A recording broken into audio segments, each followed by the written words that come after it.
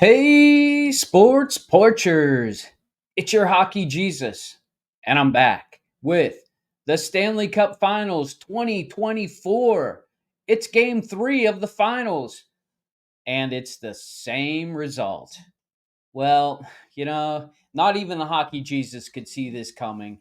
3-0 Florida in this series now after a 4-3 loss by the Florida Panthers. More like a 4-3 loss by the Edmonton Oilers. More like a 4-3 win for the Florida Panthers is what the hockey Jesus is trying to say. Look, I'm doing this in the morning. I'm not used to doing this in the morning. I like the afternoon sessions, but I got a place to go this afternoon. So I'm going to give you game three analysis right now. Let's just get right to it. And it happened right at the beginning of the first period. It was not a goal, but it was another great opportunity just squandered by the Edmonton Oilers. 1905 left in the first. Connor McDavid gets another gift on a giveaway, and he just can't bury it. Oh, Connor, if you put that puck in the goal, like Hyman should have put the puck in the goal, I'm telling you, this is the difference between the series being Edmonton's and Florida. And I know that sounds really ridiculous, but I'm so serious when I say this that if you can get the Florida early and often, we have not seen their composure break yet, and I don't know that we will necessarily. We maybe did a little bit in the third period. We'll get to the third period in a second. But man, golden opportunity right off the bat. Your fans are into it, and you just can't get it done. I really think that the Edmonton Oilers played another great first period. Let's just look at the opportunities. 14-15, a breakaway from Connor Brown. Bob was there. 9:52 on the power play. Hyman from McDavid. He shoots it, and he shoots it wide. Oh, McDavid. Come on. Get it on goal at least. 8:50 on that same power play opportunity. Draisaitl gets an opportunity, but kind of partially blocked by Forsling. I think it made it to Bob. I think they considered that a shot on goal. But still, another great opportunity, just not there. And then 3:16 left in the first period. Hyman to McDavid, to Draisaitl, to McDavid, cross ice, and Bob was there for the save. Look, Bob has been the guy. Edmonton has gotten their opportunities, and they've gotten most of them on goal. The good opportunities they've gotten them on goal, but Bob has always been there to make the save. And I know that's frustrating as Edmonton. And by the way, I was watching a game last night on the porch with my buddy Scott. Shout out to you, Scott. We had the setup. It's not my final setup. I'm going to have a really sweet setup next year, but this year I just kind of took the computer out there. I added a monitor, plugged it into the old. Didn't use the Wi-Fi. Plugged it in. You got to plug it in, by the way. That's the best way to get your video feed. And nothing like watching playoff hockey with a friend. I hope you guys are doing it there at home. Send me a message if you are. Let me know how you're watching these finals. That's what I was doing last night with Scott, and we were just saying, these opportunities, and are just squandering them. And then what 1:15 left. It's like we were talking about it. 4-on-4. There was some stuff going on, and Edmonton's been. That's how they scored their first goal. 4-on-4. So you're thinking good things. Well, unfortunately for Bouchard, Barkov was on the ice, took it away from him, went into the zone, made a nice shield, got it over to Forsling, who was streaming down the ice, got it to Reinhart. Look, Ekholm was there. Ekholm was there to make the stop, but for Reinhart made a better play to the puck, and Stu just didn't make the save like Bob probably would have. And that's been the difference. They go into the end of the first period with Edmonton out chancing Florida 5-1, but Florida winning the game 1-0, and that's just been the way it's been. I know it's very frustrating for Florida fans. Trust me, I've been there as a Penguins fan. I love to see good opportunities, but man, when they're squandered, that just changes the momentum, something terrible. And in the second, let's face it, the second period was vintage Florida, classic Florida. They just did not take the pedal, put their foot off of that pedal. And you know what? Kudos to PK Subban. I actually was watching in between periods. Normally I don't, but I was checking out Subban, what he said, and that's what he said to do. Messier said, "Don't panic." Well, I think they were listening to Subban more than they were listening to old Messier there. So here's the deal. Bennett misses the net. Janmark gets to the blue line, and it's a breakaway by Fogle. Boom, in the net. That was the one that I was like, okay, Edmonton, they're going to get it going. And after that, all Florida. Lundell just with an innocent dump. Holloway and Cece are on the ice. And what happens? Cece gets outraced. Stu, I don't know what you're doing with the puck back there, buddy, but you got to know what you're doing with the puck if you're going to be out of the net. And right, Tarasenko just blew past Holloway.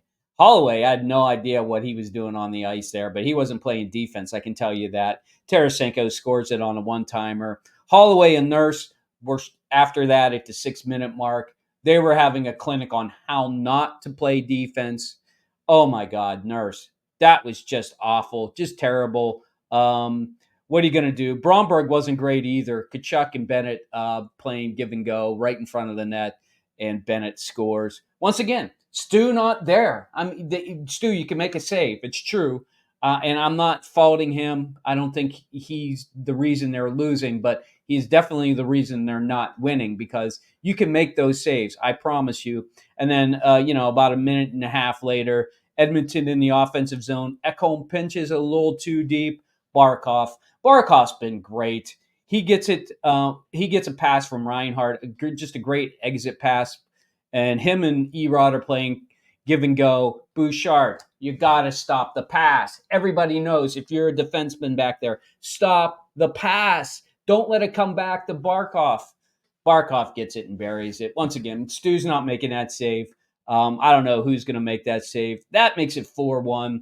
That was just terrible. But look, 2 minutes left in that same period. Bouchard had a golden opportunity, and guess who was there to make the save? That's right.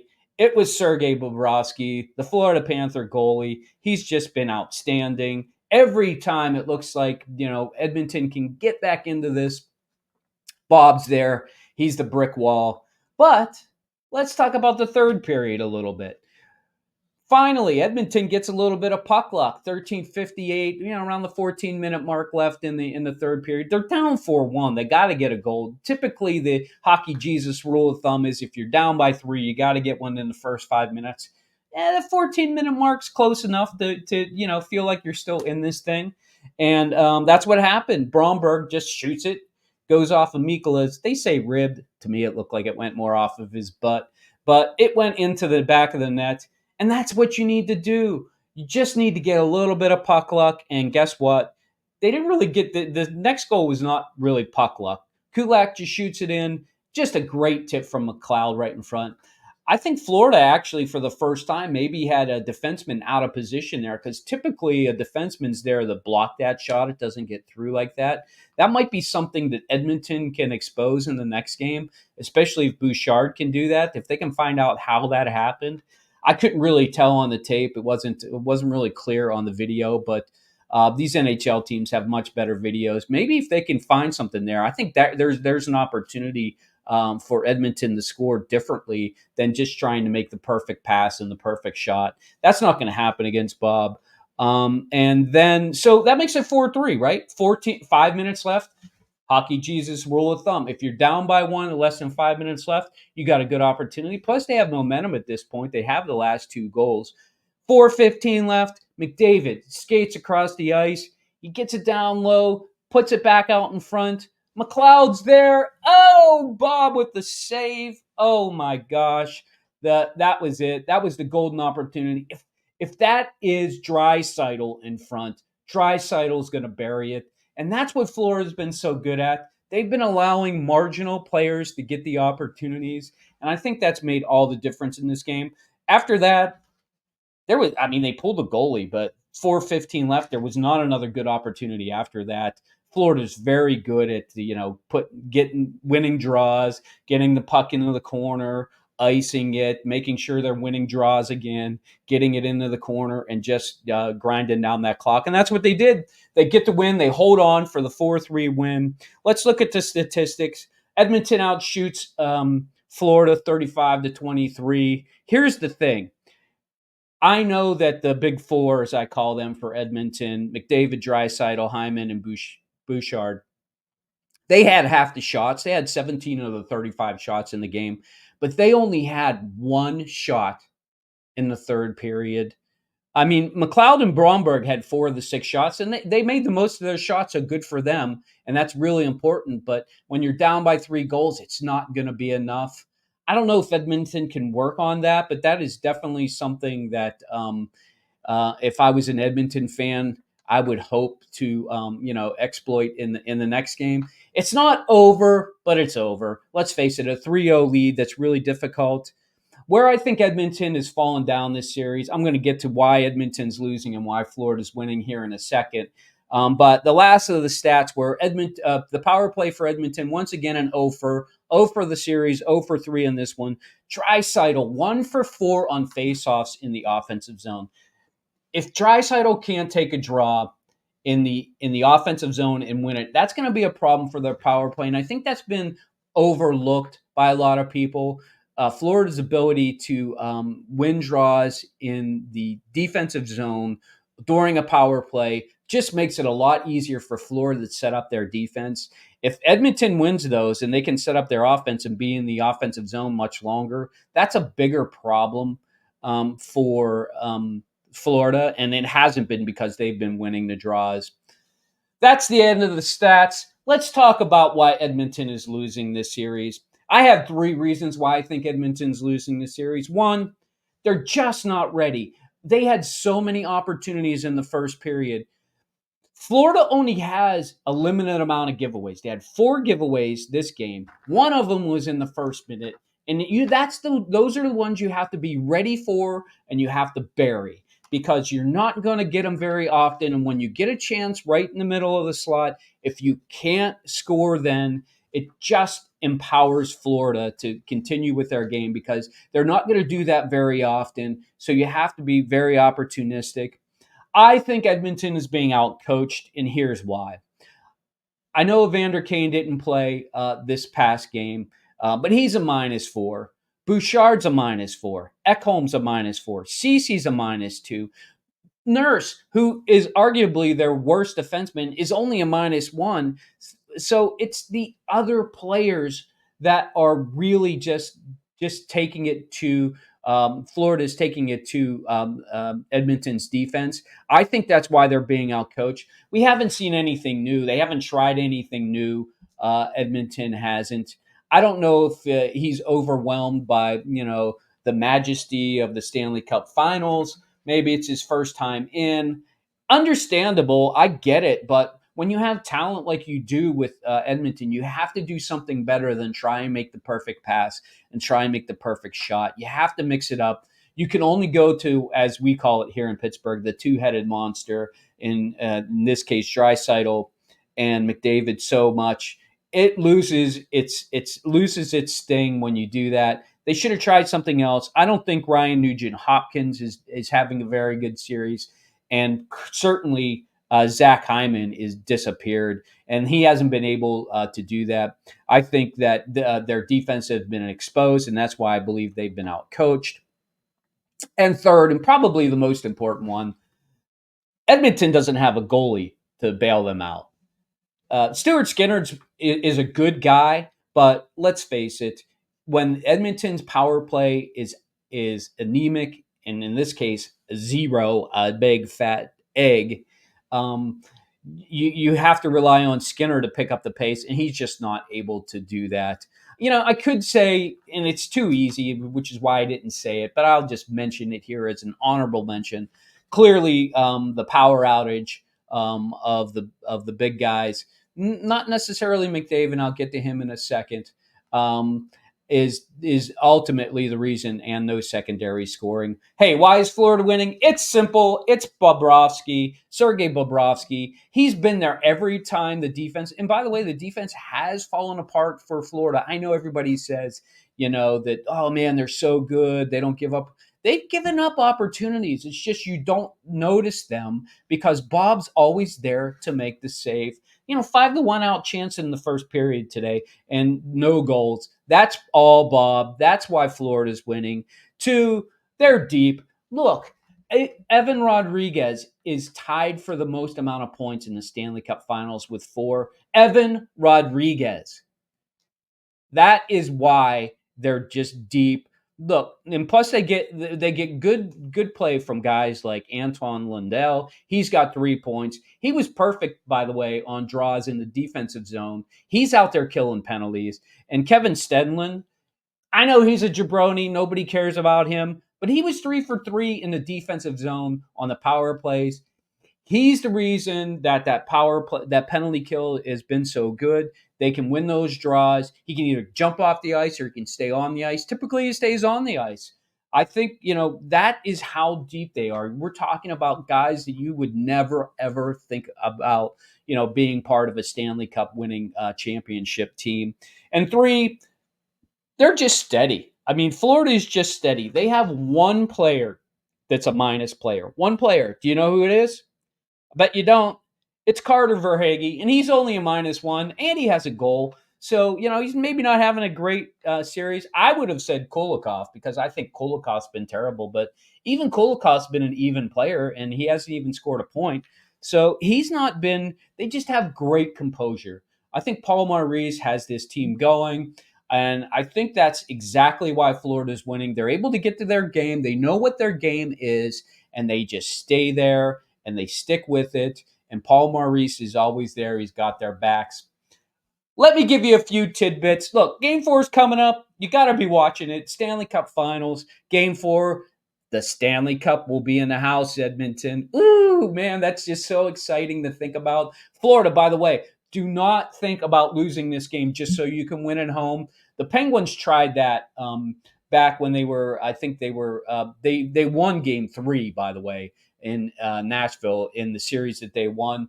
And they were like, great, we're going to come home. We're going to close this thing off. And they didn't really do it. And then you go to a Game 6, and then, you don't want to do that. You don't want to do that. Just win it. Pull out the brooms and sweep them. Raise that cup in Edmonton. You can bring it the whole way back. It's a nice plane ride. You can sleep with it on the plane. It's just going to be lovely for the people in Florida. Should you make it that far? I know the last one's the hardest one. But now this is a series, as they say, because the road team has won a game. So this is definitely a series. 3 tidbits for you. One, clearly it's either Barkov or Bob as your Conn-Smythe winner. Right now, I'd say I'd give the upper hand to Bob, but Barkov, he's been unsung in these playoffs. He's been great. You look at the goals that made the difference. Barkov's in every one of them. Connor McDavid, I said I'd get back to him. He has 3 assists in the series. Last one, if you didn't go back, watch the last Hockey Jesus. I told you that in the very first Stanley Cup Finals of the great one, Wayne Gretzky's, he had 4 assists. So if Connor McDavid gets an assist and they lose, he will exactly have tied. And wouldn't it be like the hockey gods to give Edmonton some hope for next year, to have Connor McDavid get 4 assists in a series, lose 4-0, just like his buddy, the great one, Wayne Gretzky did. I don't know if that gives you any solace up there in Edmonton, Canadian fans. Actually, I'm going to add, I have one more tidbit, but I'm going to add a 4th to this. My 3rd tidbit was Kyle Oposo. Why am I talking about him? Because if they win the Stanley Cup, he's going to get a $500,000 bonus. Good for Kyle. And also, guess who else wins in this? That's right, the Buffalo Sabres. They will end up getting a 5th-round pick instead of a 7th-round pick. Wow, I can't believe they got him for a 7th-round pick. And lastly, I have to just mention this because I was mentioning it to text to my son and his roommate, Rob. Drake, what are you doing? Drake, you cursed the Edmonton Oilers. That $500,000 bet, that was the reason Edmonton's going down. Don't do it. It's just not worth it. And now you're out 500K. I wish I was his bookie, didn't place the bet, and I would just give him back the money. Or, you know what, give it to the fans of Edmonton because they've been great up there. Edmonton, you've got a lot to be proud of. I know you're down 3-0. I know the series is not over. Miracles can happen. I'm the hockey Jesus. I know miracles can happen. So keep faith alive up there, Edmonton. Let's watch game 4 together. I'll be back for analysis on Sunday for game 4. Enjoy your hockey.